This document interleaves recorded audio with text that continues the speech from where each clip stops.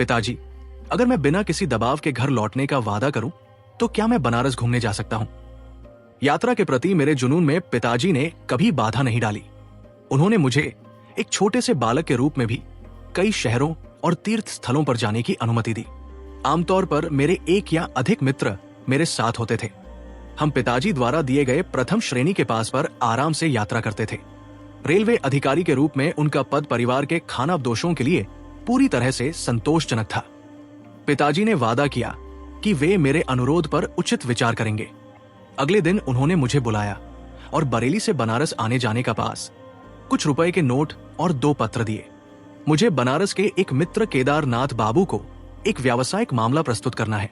दुर्भाग्य से मैंने उनका पता खो दिया है, लेकिन मुझे विश्वास है कि आप हमारे साझा मित्र स्वामी प्रणबानंद के माध्यम से ये पत्र उन तक पहुंचा सकेंगे।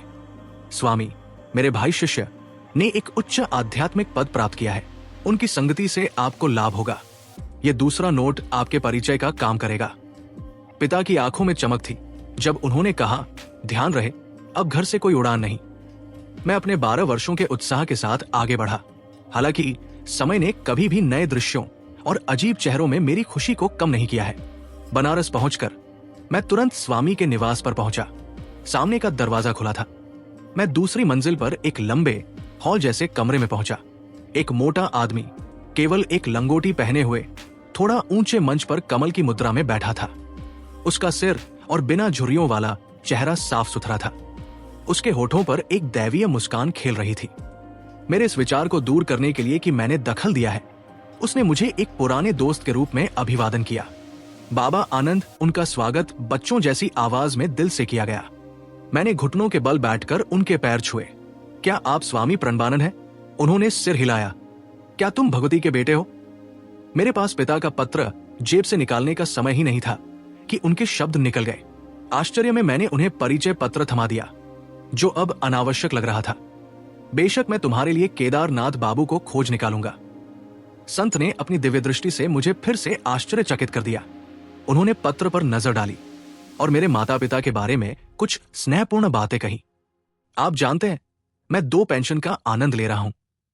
एक आपके पिता की सिफारिश पर है, जिनके लिए मैंने कभी रेलवे कार्यालय में काम किया था।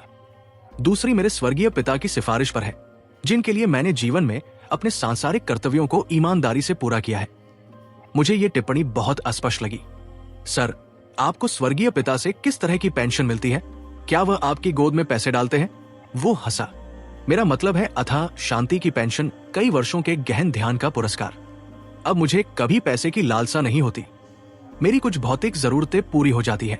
बाद में आप दूसरी पेंशन का महत्व समझ जाएंगे। अचानक हमारी बातचीत समाप्त करते हुए संत गंभीर रूप से निश्चल हो गए। स्फिंक्स जैसी हवा ने उन्हें घेर लिया। पहले तो उनकी आंखें चमक उठीं, मानो किसी दिलचस्प चीज को देख रहे हों।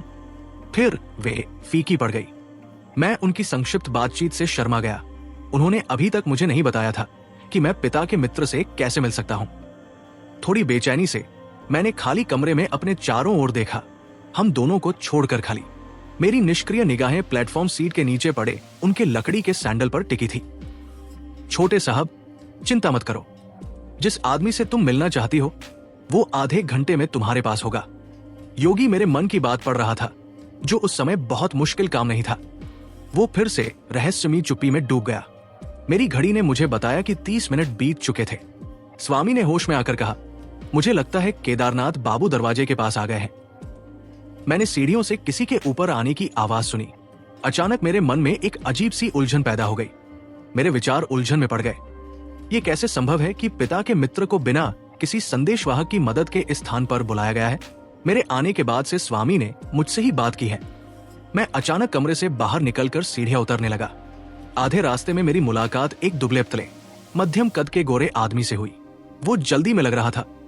क्या आप केदारनाथ बाबू हैं? मेरी आवाज में उत्साह भर गया। हाँ, क्या तुम भगवती के बेटे नहीं हो जो मुझसे मिलने के लिए यहां इंतजार कर रहे थे? वो दोस्ताना अंदाज में मुस्कुराया। सर, आप यहां कैसे आए? मुझे उनकी इस रहस्यमयी उपस्थिति पर हैरानी और नाराजगी महसूस हुई।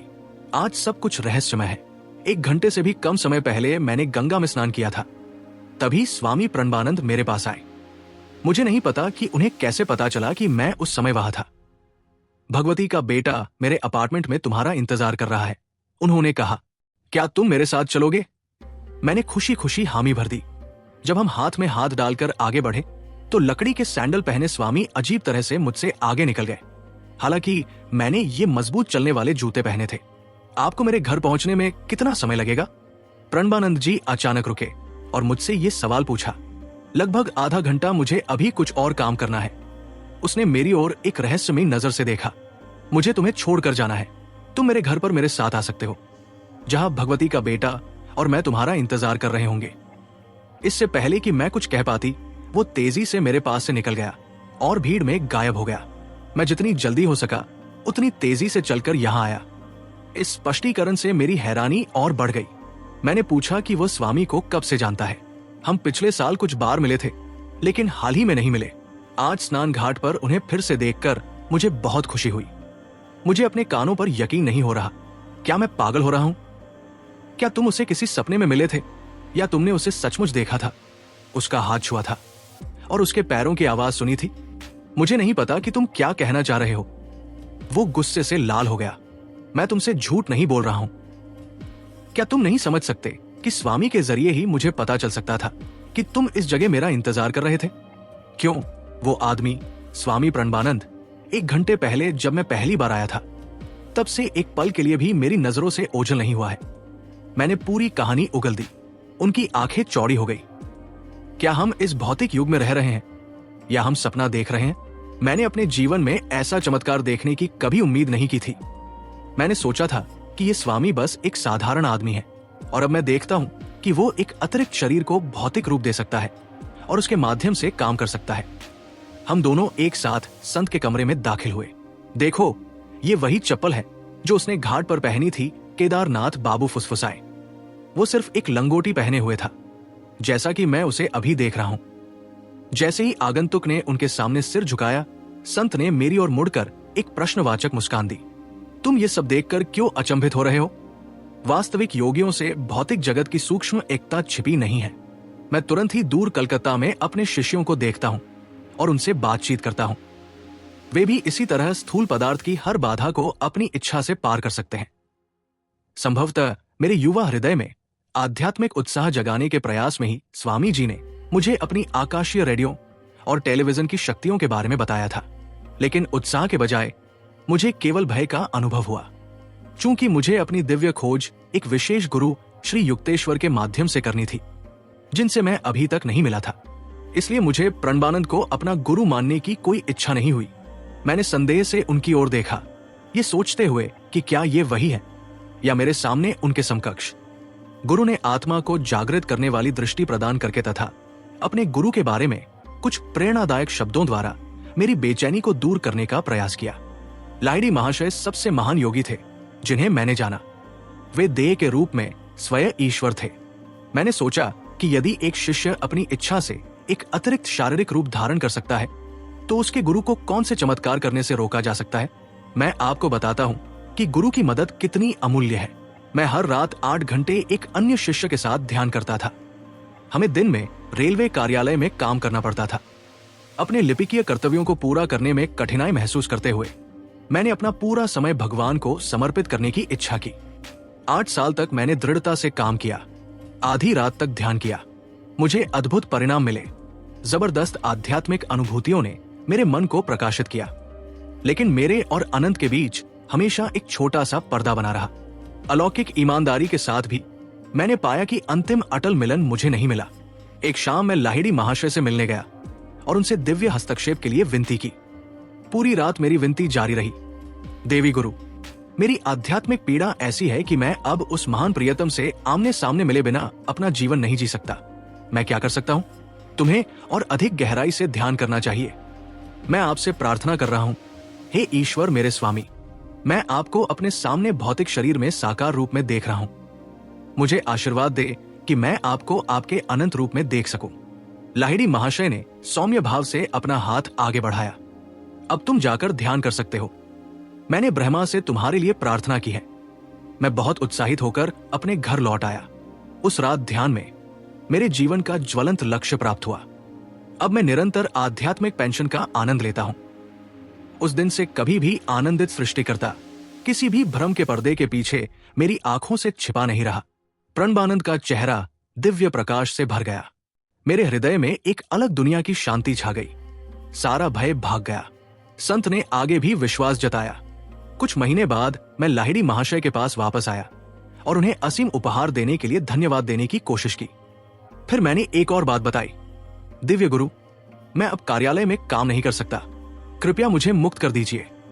ब्रह्मा मुझे लगातार नशे में रखते हैं। अपनी कंपनी से पेंशन के लिए आवेदन करें।